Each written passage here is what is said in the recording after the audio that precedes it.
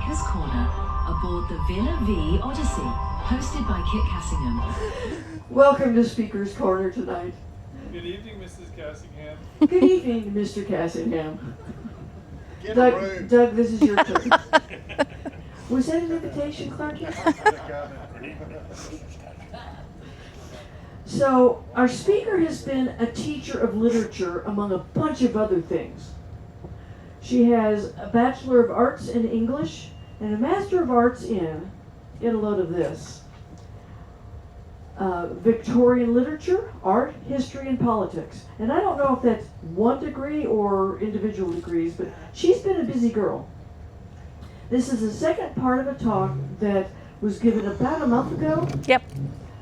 Let's welcome Gill Cross in part 2 of The Vulgar Tongue.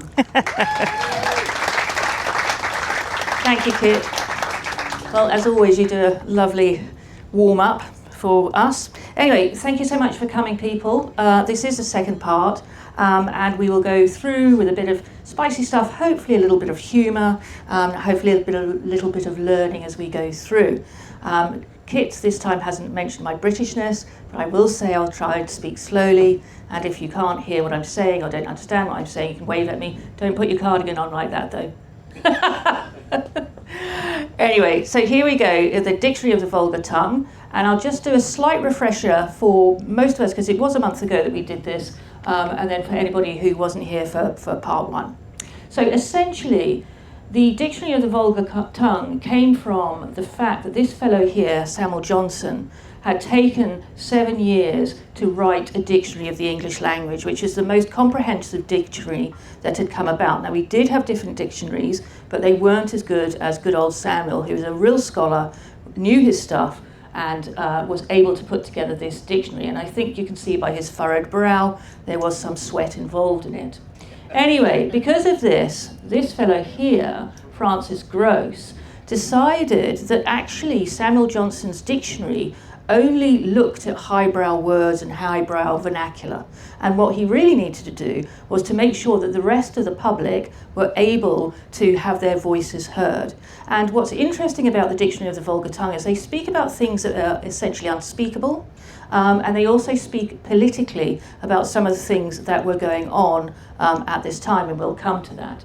So here we have our good old friend Francis Gross, aptly named, and he was lurking around the taverns and inns in Soho and in Covent Garden, listening to all sorts of stuff that was said, and here we go. So this is a list of things that are covered mainly in the Dictionary of the Vulgar Tongue, and I'd like to say we've covered most of it, but actually we only did that in section 1. And today we are going to do justice and punishment. We're going to begin with drunkenness, very British thing, have a quick foray into prostitution if you've got the time, and we'll end with a bit of venereal diseases and hope for the best. All right, now this really made me laugh because I have a phrase that I say, and certainly Americans have said to me, "Say what?" And they completely don't understand what I mean at all, and in fact many British people, including Sharon and Steve, think I'm talking a load of old nonsense when I say, "Come on, let's stir our stumps, and we're going to walk fast." So this is a phrase that people think doesn't exist, and the Dictionary of the Vulgar Tongue proves comprehensively that I know what I'm talking about. Let's hear no more. So here we have another one. This is scandal broth, and we might think, what on earth would scandal broth be about? Well, it's very British. Tea. Have a cup of tea, have a little bit of scandal. These days people call it stitch and bitch or whatever, but we're basically having a cup of tea. Now, you may remember from part 1 that we spoke about the Admiral of the Narrow Seas, and that was some convoluted madness from a ship where somebody gets drunk and vomits on the lap of the person next to them. How on earth there is a phrase for that? Well, gird your loins, audience, gird your loins. Reverence. An ancient custom which obliges any person easing himself. To be clear, this man has been caught short in the fecal matter. He's easing himself near the highway or footpath on the word reverence being given him by a passenger, somebody who's lurking past. He has to take off his hat with his teeth, and without moving from his station, he has to throw it over his head by which it frequently falls into the excrement. This was considered as a punishment for the breach of delicacy. Then, a person refusing to obey this law might be pushed backwards, hence perhaps the term surreverence. So if you ever see somebody caught short on the side of the road, ask them to take off their baseball cap, because we know where they come from, with their teeth, and throw it away. So here is the beginnings, the origin of the word round robin. Now, I used to have a mad old aunt, Hannah, and she used to send a round robin every Christmas, and it was absolute purgatory to read through it. It was very boring. I didn't really care about any of it, and then she'd quiz us later to make sure we understood the family news. Now, but this is actually where round robin comes from. So it's a mode of signing remonstrances practiced by sailors on board the king's ships. And as usual, there's going to be a lot of shipping stuff going on here, because shipping is so important to the British economy at this point, and also our exploration of the world. So aboard the king's ship, wherein their names are written in a circle so that it cannot be discovered who first signed it, or was, in other words, the ringleader. So this round robin that we now have is this very boring letter of people's things that they've been doing throughout the year, is actually something quite interestingly political, in as much as when you are wanting to protest about stuff, such as food and loo roll, you don't really want to know who's doing the protest first. And you can see that also here comes the origin of the idea of a ringleader, because it's in a circle here from shipping. Now, this is for our friends over the pond, Yankee or Yankee Doodle, and before I show you, I'll remind you the British are still very upset that we've lost the Americas. We're very upset that the War of Independence. Do you know what? Kit, no. Kit asked if we wanted them back. Perhaps in a couple of years, 2028, who knows? Anyway, here it is, a booby. We know that loads of those are flying around at the moment, but in this case, it means a country lout, and it's a name given to the New England men, only the men, not the women, because we know they're best, in North America, and it's a general appellation for an American. So anyway, you bunch of boobies, this is for you. Hang fire. Okay. Yes, we are coming this way. So we are going to tarry, and I know people know that I go off on a tangent, and I particularly like a historical tangent. We're going to tarry into the Charles I execution. Now, Charles I was the only English monarch who has ever been executed. And when we think about why the British are still so wedded to monarchy, it's still partly to do with what happened in this instance. So Charles I, and we can see him here, this is a Van Dyck, that was painted in between 1635 and 1636. You can see he's got different clothes on there. We've got full front there. We've got half, 3/4 of his face in profile, and then a proper profile picture here. This is a much more kingly, statesman-like affair, and this is him on a horse, of course. Now, what these show are the fact that he had a lot of status at this time, and he was very interested in his own status.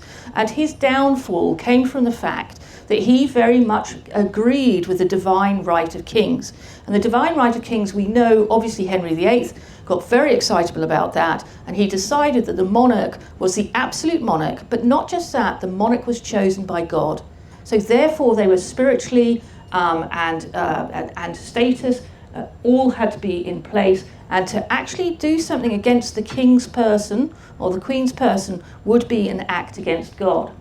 So, but what happened was that Charles I was rather silly, because times were changing, and he had done a lot of taxation, which was very unpopular, and he had a parliament who basically had no power, but the parliamentarians wanted some power, and he was absolutely refusing to give it to them, and it became his downfall. I just want to remind you where he comes in the succession. So we've got here Henry VIII, and we know that his first wife was Catherine of Aragon, and their child together was Mary, Queen Mary, who ended up on the throne for a short time. And this is the second wife, Anne Boleyn, and of course this business between the two of those fractured the British from the Catholic Church forever, and is very, very important to us. Now this is their daughter here, Elizabeth I, an enormous reign that she had. But she decided that she would dedicate herself to the idea of being a monarch and being a queen, and therefore she never married and she never had issue. So then comes onto the throne her nephew, James I of England and Scotland, but he was already a king in his own right in Scotland. He was James VI. So he now was James I, and his son, his second son, because his first son died, his second son is Charles I. So that's where Charles I comes in terms of the lines of succession. So here we come galloping in this rather warty fellow, Oliver Cromwell, and he was part of the leaders of the parliamentarians. Now, I just want to be very straight here about the political dimensions that are going on here. Essentially, you've got a monarchy, and you've got a king who wants absolute power, and the people are having to do whatever he wants them to do. And then you've got this idea of parliament and possible democracy, and that times are changing, and that actually the people might get a voice. Not for some time, mind, but that's essentially the dichotomy that's going on here. However, you'll see that Lord Protector of the Commonwealth of England, Scotland and Ireland, he took over from 1653 to 1658, and you can see by the way that he has titled himself, he also called himself the Highness, that actually he's straddling this idea of power and this idea of democracy. So essentially he was one of the big leaders of the parliamentarians, and the parliamentarians had a civil war with the royalists. Now these guys are also known as the Roundheads, and the royalists are also known as the Cavaliers. So the royalists are coming from the aristocracy, and he, although he's a reasonably well-born fellow, he's a clever guy, he went to Cambridge, he is fighting for this idea of parliamentary. Sadly, though, he made some errors, and he is still a very, very controversial figure in terms of British history. And one of the worst things that he did was to execute the king. And he was a real pro-execution person. And what he could have done was exiled the king. Obviously, that would have been problematic because the king would have been in the wings, he had supporters, so there was danger in that. But to actually execute a British monarch is a most monstrous act, and we'll see what the repercussions of that were for him later. So here he is, good old Oliver Cromwell. And then after Oliver Cromwell died, so he died in 1658, his son, Richard Cromwell, took over from him. Again, a little bit of nepotism then, problematic.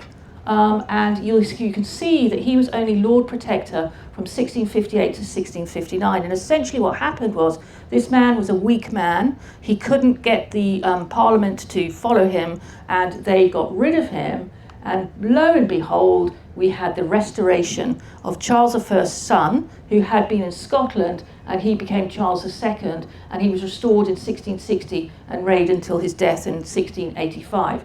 So we had this slight break in the British monarchy, but we went back to having a proper monarchy, and as I said, we can see why the British still really revere the monarchy, because we've had a time when we didn't have it and it had been wrong. And it's like what happened in Russia when Tsar Nicholas II and all of his children and his wife were murdered by the Bolsheviks. It leaves a hole in history. It's like a time warp. Anyway, when this fellow was restored, one of the other things about Cromwell was he was a real bloody boring old bugger. And he didn't like theatre, he didn't like pubs, and so he didn't like frivolity at all. So he shut down the theatres, he shut down the pubs, and you can see why he was pretty despised in the UK. And so what we have here in terms of, I always like to think about how history shapes literature, how it shapes art, how it shapes music. I always like to think about that. And what happened here is with the Restoration, we get a whole swathe of theatres opening and Restoration plays that came onto the theatre. Interestingly, very few of them have survived because essentially the playwrights were out of practice. And so the Restoration tragedy is very, very violent and problematic, and the Restoration comedy is also problematic. So the Restoration happened, here we go, we're back to Charles III. Now you might be thinking, what the crikey is she talking about Charles I for? What's it got to do with it? Well, we go on to Oliver Cromwell's burial, and here we can see that he has been buried in Westminster Abbey. And the last time we spoke about the importance of people being buried in Westminster Abbey. We know that Samuel Johnson was buried there. We know all of the great poets and writers were buried there. But look at this. He was buried between 1658 and 1661. So when he died, he was at the height of his popularity. But on the 12th anniversary of the execution of the king, they dug up his body out of Westminster Abbey, and they took it away. And they did a great, huge posthumous execution, which had his carcass hanging in chains and all this kind of stuff, which was very, very usual thing, quite gruesome and brutal. And then they cut off his head, as people do, shoved it on a spike, and it was on a spike for quite some time. And then afterwards, somebody was given his head, and then his head became a thing that was of interest. And so this person kept the head, and then they sold the head for quite a bit of cash, and then somebody else put it up for auction, and his head was bandied around. Now, his head is now in Sydney College, Cambridge, which is his alma mater. But the reason we should ponder on his head is because of where we're going now. So why am I talking about all of this? Well, all of this happened 50 years before this dictionary was written. And yet, 50 years later, Oliver Cromwell is still a figure of absolute derision. That's how difficult it was for British people to get over some of the things that he did. So Noel is Old Noel, Oliver Cromwell. Oliver's skull, we recall his head, chamber pot. So that's who he is. And then we have, this is more of a political one, Roundheads, a term of reproach to the Puritans and partisans of Oliver Cromwell and the Rump Parliament, so that was the Parliament that he made up, who it is said made use of a bowl as a guide to trim their hair. So here we have the Roundheads, and here we have the Cavaliers, and we see they're very different in the way that they dress, and they're saying these people are such oafs that they can't even cut their hair, they have to put a bowl around them. Okay, now this is one for theatricals. We might think of a cat call or a wolf whistle, and we might know what that means. But actually, this is what it means at this time. It's a kind of whistle chiefly used at theatres to interrupt the actors and damn a new piece. And I hope you're not going to be a tough crowd tonight, kids, and don't give me any cat calls. So it derives its name from one of its sounds, which greatly resembles the modulation of an intriguing boar cat. And I was like, wow, what the crikey is an intriguing boar cat? So I went to my old friend Google, and I thought, well, this will be okay. I didn't do ChatBT, but went to Google. This is what it gave me. A boar cat, another boar cat, and a leopard and a boar. So whatever a boar cat is, none of us are any the wiser, or what it sounds like. Okay, now this is a real Odyssean beauty, bum fodder. And this is something that has been discussed at length in private committees, face-to-face, in corners of the palms, on WhatsApp, a little bit of circle. Soft paper for the necessary house of torchicle. So torchicle is a vulgar French phrase for arsewipe. So basically, this is the stuff we are unable to flush down our loos.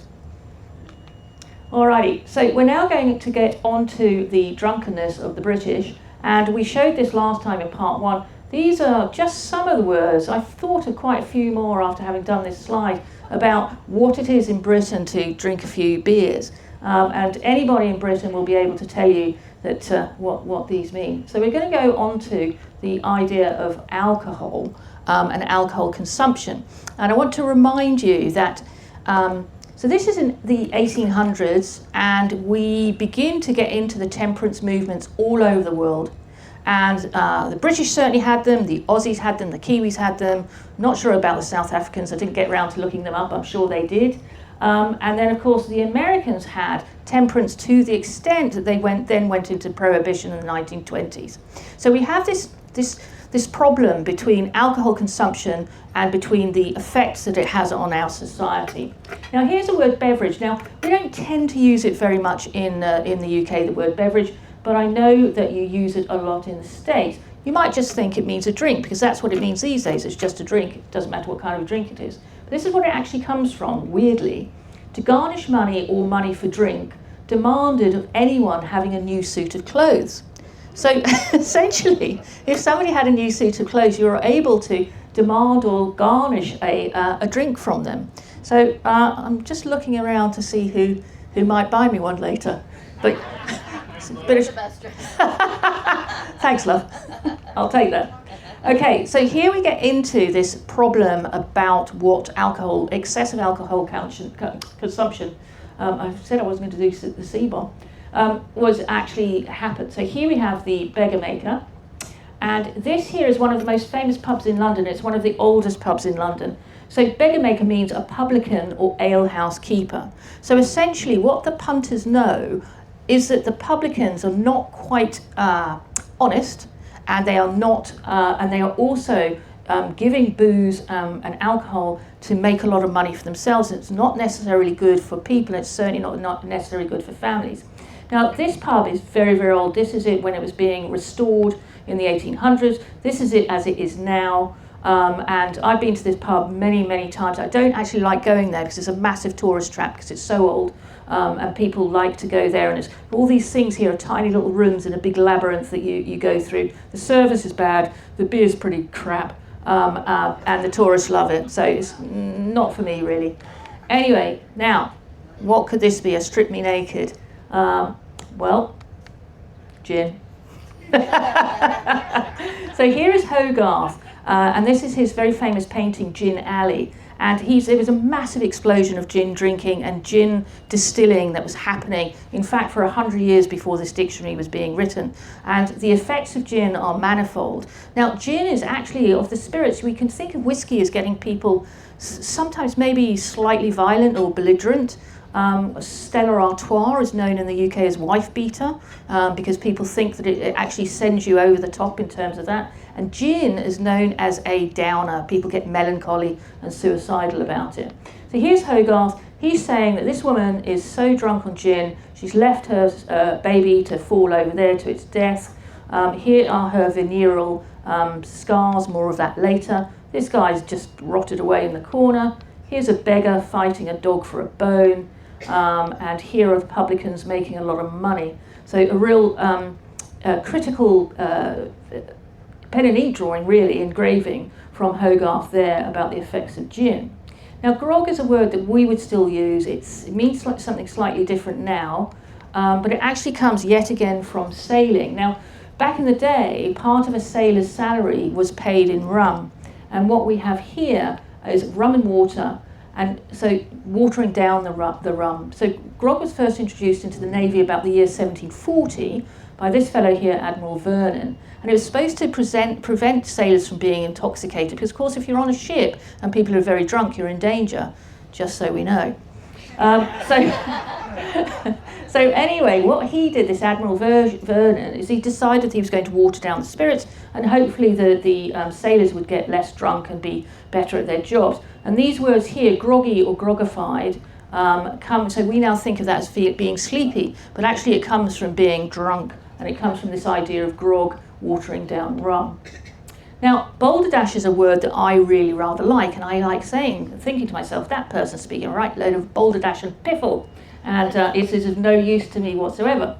But interestingly, it actually comes from this idea here of being adulterated wine. And so the suggestion is that if you do adulterate wine, if it's not clean, if you put some stuff into it, then people will start talking balderdash or behaving in a nonsensical manner, because balderdash does still mean, and did then mean, nonsensical. Now, here we've got Tears of the Tankard. We've got traditions in UK pubs. If you live in a village and you have a local, you might take your own tankard and put it behind the bar, and when people see you coming in, they'll actually just pour you a pint in your own tankard, and they'll know whose tankard it is.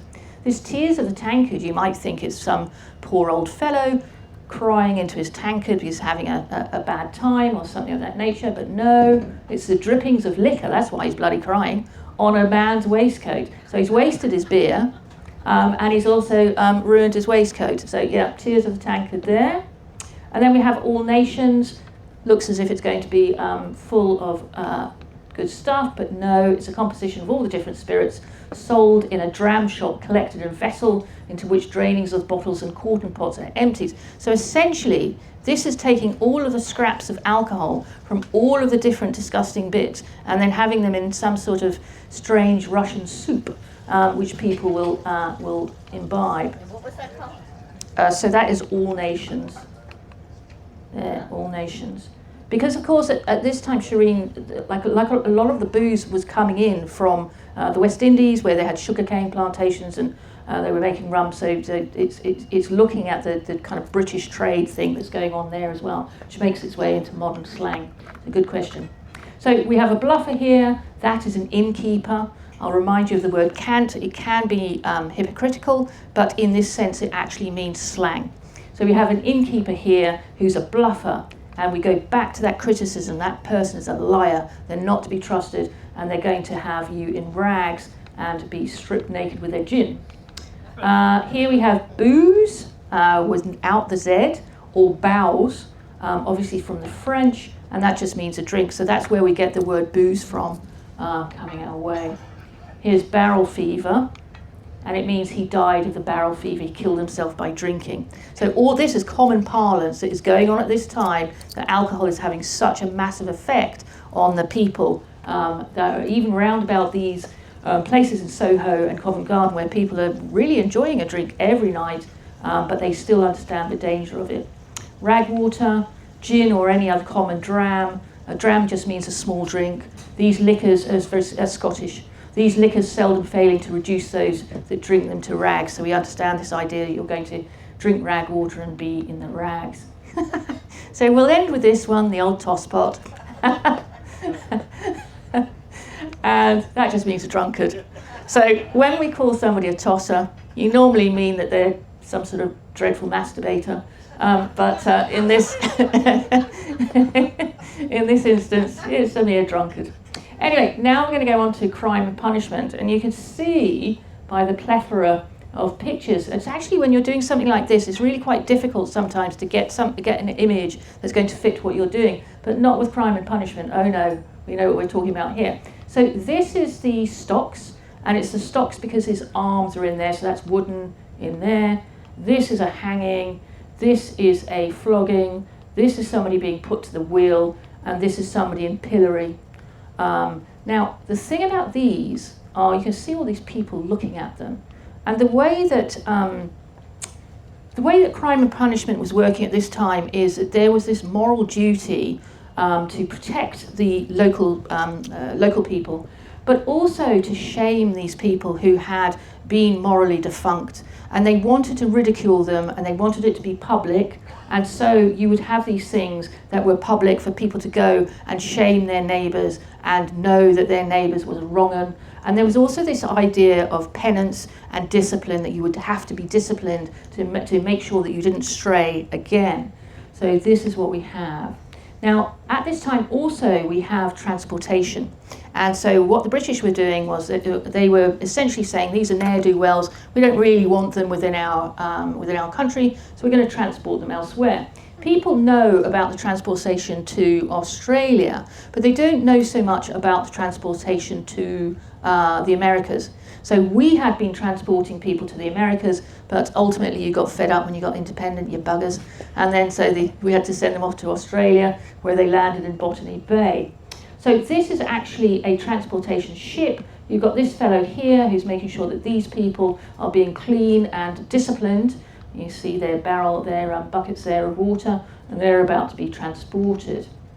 So this is a bellozer, and that means transportation for life, i.e. as long. Now people think, because Australia is so far away from the UK, that if you were transported to Australia, you would automatically go there for life. That's not the case at all. You were sent for a number of years, 4 years sometimes, 7 years, sometimes life. And the problem with this is that people were transported for some very, very low-grade crimes, such as stealing a loaf of bread. Now, sometimes they were transported because it was perpetual, meaning they'd stolen again and again and again. But a lot of the time, it was actually not... sorry, that's put me off. Thank you. Right, hang fire. So a lot of the time it was to do with what the crime was, and what we also have is there are very few women who have been transported.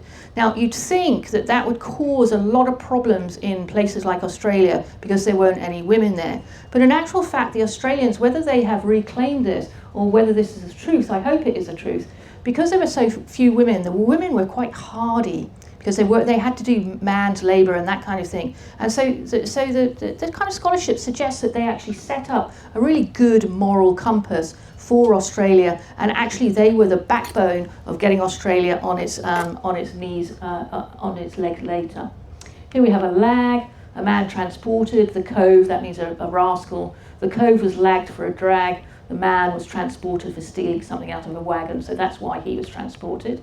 We've got lag fever, a term of ridicule applied to men who, being under sense of transportation, pretend illness to afford being sent from jail to the hulks of a ship, obviously there. We've got barrow man, a man under sentence of transportation, alluding to the convicts of Woolwich, which is in the docks, who are principally employed in wheeling barrows full of brick or dirt. So that's kind of some manual labour they were doing before transportation. And before we go on to the Anabaptist, I'll remind you of Charles Dickens' Great Expectations. And what happens in that novel is that on a blustery night, a little boy called Pip comes across this really strange and beastly fellow who threatens him, and Pip is very kind to him, and he goes into his house and he steals some bread and cheese for this guy. This guy's he's trying to hide from the people who are trying to get him on a ship to Australia. And ultimately, Magwitch is caught and he's sent to Australia. But he does well and he's sent back. And when he's sent back as a very, very rich man. And he comes and gets Pip, or seeks Pip out, and becomes this anonymous benefactor. And it means that Pip, therefore, has great expectations because Magwitch has paid for it. So that's Dickens, as an author, was always very, very alive to what was happening at the time that he was writing. And so here we have the transportation.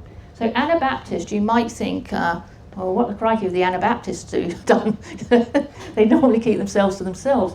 But here we have, it means a pickpocket caught in the fact, so caught in the act of pickpocketing and punished with discipline. So we can see here this idea of discipline of the pump or the horse pond. So pump was when they just pumped a load of water on you, and it's very embarrassing and humiliating. And this is being thrown into the horse pond. You'll see that this is a horse pond at White Hart Lane, which is now, of course, the site of Tottenham Hotspur's football ground. Then we have the Babes in the Wood, and this is a much softer way of looking at criminals and criminality.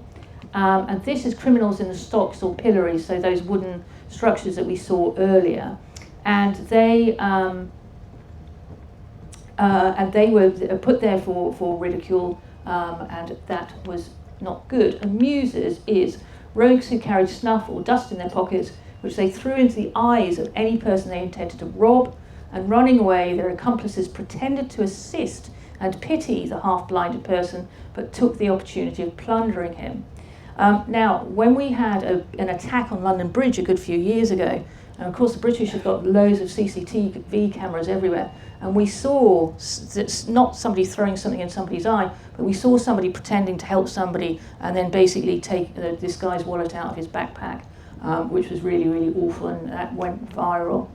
Nab is a really interesting one because it means so many things. To seize or catch unawares, to nab the tease, to be privately whipped, to nab the stoop, which is to stand in the pillory, to nab the rust, which is a jockey term for a horse that becomes restive, to nab the snow, and that is to steal linen left out to bleach or dry. And this idea of stealing linen is something that we will come back to. Morning drop is the gallows. He napped the king's pardon and escaped the morning drop. He was pardoned and he was not hanged. So we can see the power of the monarchy there, where the king is able to pardon at the last minute. Lully triggers, odd word, I can't quite understand where this comes from, but it's thieves who steal wet linen.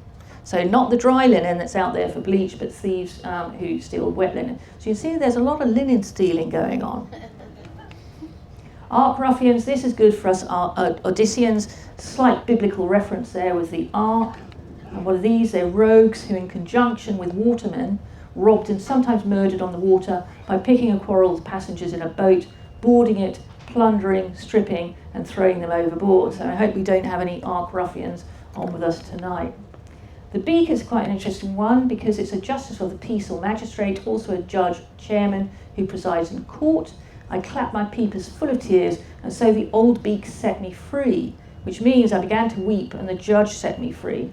Now this is a picture of Eton College, and that's one of the most prestigious private schools in the UK, and has been for some years. And these boys still wear this garb to school every day with top hats and other capers, and they have their own kind of glossary of slang that they use. And for them, the beak is an Eton master as a teacher, and it comes from this kind of old-fashioned way of thinking about things.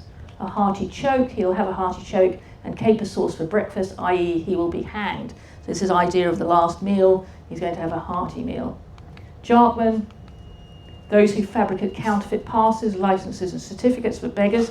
And at this time, beggars could be just run out of a hamlet or run out of a village without too much ado, unless they had some sort of certification. And so these people are allowing beggars to be in various places. Now we've got a romanticisation here, Knight of the Road, and it's a highwayman. And something historically, I mean, highwaymen stop coaches and rob people, but there is a romanticisation of the highwaymen which has been going on for some time, and that's going on there. Right, now we go into prostitution. So we can see here, this is a pen and ink drawing. You can see what she's fiddling around with his watch chain or whatever. This guy's fiddling around with her shoulder or whatever. So lots of shenanigans going on there. His hat is down there, shows he's in disarray. Now, the thing is with prostitution, clearly it's been going on for centuries, and in fact in the UK we have a Roman coin that we think is actually a token that was exchanged for services at a brothel. So that's how long it's been going on in the UK. Now, most of this is men buying the services of women. And in the UK it is not illegal, even now, and hasn't been for some years, to actually exchange sex for money. What is illegal is if people solicit, so if a woman or man goes up to a potential customer and asks them if they would like some business, that is illegal. And also curb crawling is illegal. But apart from that, somehow or other, if you meet each other and you don't solicit and you exchange money for sex, that's not illegal. It's rather strange. Anyway, most of this is very, very misogynistic, as you can imagine, and we're going to see that there's a real hierarchy in terms of prostitutes and in terms of the way that they are thought of. So here we have a bat, and the idea is that she is a low whore, so called from moving out like bats in the dusk of the evening. Now, this would have come on the back of, Shakespeare writes a lot about bats and dark things and ravens and cawing and all that kind of stuff. And it's actually going against what is called natural order, and some of it's very, very evil. So this idea of saying that this woman is like a bat in the evening and making her evil and disgraceful makes it even worse. Here we have a hedge whore, and what is that? An itinerant harlot who bilks and bagnios and bawdy houses by disposing of her favours on the wayside under a hedge. A low beggarly prostitute. So what's disgraceful here is that she hasn't even got the means to supply some walls and a roof, and she's doing her business outside. Westminster wedding is a very interesting one because it actually means a match between a whore and a rogue. Now this is Westminster now. You might know this as the House of Parliament, and it is commonly in common parlance a House of Parliament. It's actually called the Palace of Westminster. That's its actual name. And people also think that this here is Big Ben. But that's not the case. This is actually St Stephen's Tower, although in 2012 for the Queen's Diamond Jubilee it was renamed the Elizabeth Tower. This is Big Ben. It's actually the bell. It's the bell that chimes for us. So that's Big Ben. And here I came across this picture and I just thought, you know what, I think our crew could give these people a run for their money up in the way that they're able to clean out our windows and whatnot. And you might be thinking, well, what has Westminster got to do with this rogue and this whore having a marriage? Well, at this time, Westminster was a rather problematic place with lots of illicit behaviour and lots of badness and cheating and roguing. And, in terms of Westminster and the British Parliament, Very little has changed. Here we have our Bojo. I don't know if anybody's got a hairbrush, but if you have, lend it to this fool. Okay, abbess or lady abbess, aboard the mistress of a brothel. Again, we've got this idea of the sanctity of the church, and that's very, very disrespectful. A mob or mab means a wench or a harlot. Now, when Mercutio in Romeo and Juliet puts out some fairy dust to essentially make sure that the Montagues can get into the Capulet ball and Romeo can meet Juliet, he actually uses the dust of Queen Mab. So that is quite interesting, that it would suggest that she is a bit of a harlot. Lady of easy virtue, that's not anything you're not going to know about. A woman of the town, and impure. So again, this terrible thing that they're saying about women, and impure, and a prostitute. Lawful blanket. Dig deep with this. What is a lawful blanket? Your wife. Laced mutton. We have mutton dressed as lamb and all sorts of stuff with mutton. For those of you who don't know, mutton is basically sheep that is not a lamb, so it's an older sheep. The British used to love mutton, but you don't get it much anymore because people eat lamb instead. That's a prostitute, Kelsurprise. Nanny house, bit problematic. A brothel. And then we have a nunnery, again, biblical, problematic. A bawdy house, meaning a brothel. And then this is a bit of like one of those sort of how's your father, Roger the lodger. One of us, or one of my cousins, a woman of the town, a harlot. And then public ledger, here is where we get really rather disgusting. Prostitute, because like that paper, she is open to all parties. Bit tricky. Pimp, been around for ages. A male procurer or cockboard, also a small faggot used about London for lighting fires, named from introducing the fire to the coals. Who knew? And then we've got a pimp whisken. Well, this is just one who's good at his job. Trumpery made me giggle, and I thought, well, I'll put this in. Could be could be controversial, and it is an old whore. An old whore of goods of no value, rubbish. I'll leave you with that one. Right, receiver general sounds military. Nope, prostitute. A punk. Now, it's funny where this one comes from. A whore, of course, also a soldier's troll, which basically means a whore for soldiers. Prime, this is a weird one. Bang up, quite the thing, excellent, well done. She's a prime piece. She is very skillful in the venereal act. Prime post, she's a prime article. Very good at passing on gonorrhea. And speaking of which, we get to the venereal diseases, and here we have the martyrdom of Mercury. Oh, don't say that. Don't say that. That's very bad. Okay, I'm going to flick forward. All right, so we've got the venereal disease here. We've got a lot of stuff about venereal disease. Okay, bill at site. I will speed up nonetheless. Bill at site. A bill to pay at site to be ready at all times for the venereal act. So essentially, venereal disease was so out of control, people were actually checking people and wanted bills of health and that kind of stuff. We then had the Spanish gout, though like that this time the British hated the French and the Spanish, Germans, Russians, other Europeans. The pox. And then we have the Lock Hospital. That is a hospital for venereal patients. A Lock Hospital, locking them in there. A boob.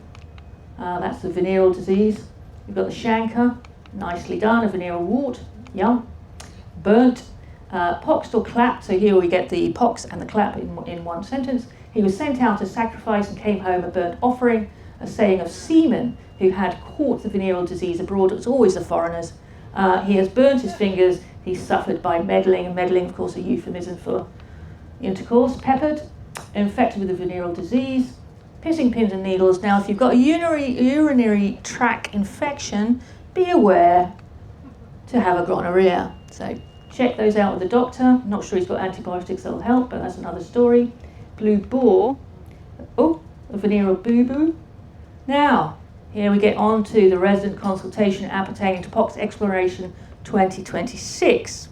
Now, given that there was so much venereal disease about this time, and the statistic is 1 in 5 under 35-year-olds had some sort of venereal disease, I thought, well, maybe I should have a look at the ship and see how we're doing in 2026.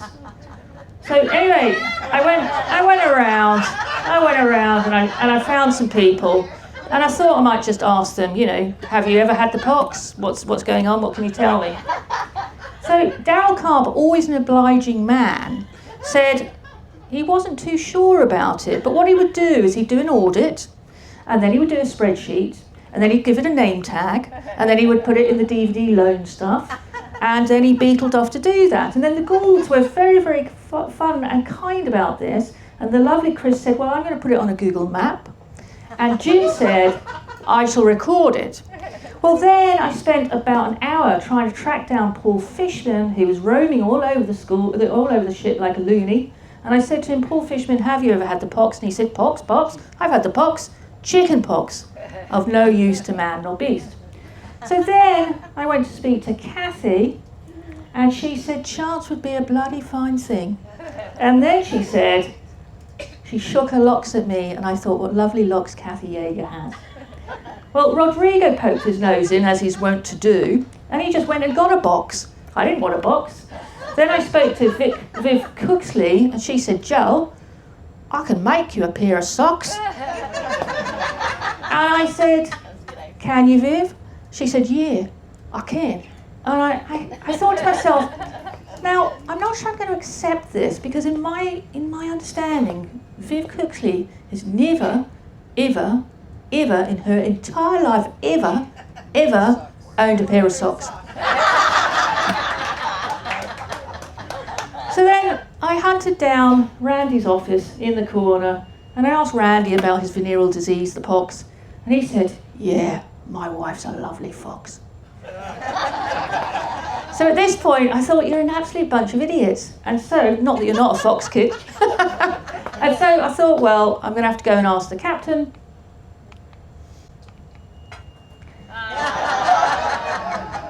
And he looked at me and he just went, meow. So I thought, well, I don't know where else to go. Well, I suppose I could ask the bloke who's driving the ship. I could ask him about this stuff. So I went up there and I said to him about the pox, we go 50 knots. And I said, oh, no, I'm asking about the pox. Oh, si capisco. Oh, I'm from Sicily. Ciao, Bella. And that was it. Captain and the pox. Thank you very much.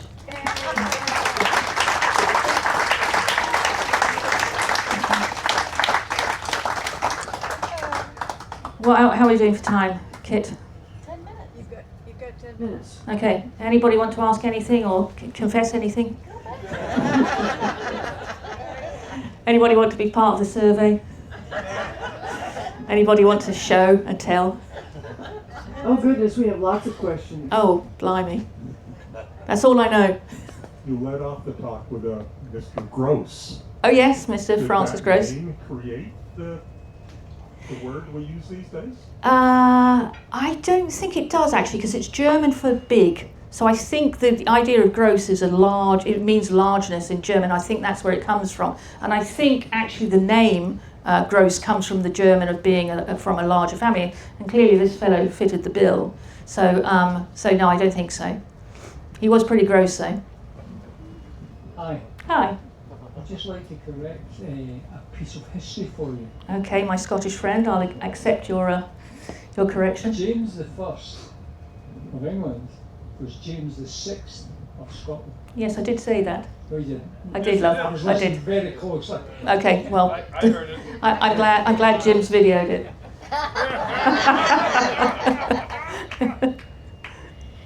She said it in English, not Scottish. Yeah, this is true. Oh, hi, I did. But you didn't ken it. You didn't ken it. Very good. All right, great. Thank you very much. Walk away with a whole different cabbie.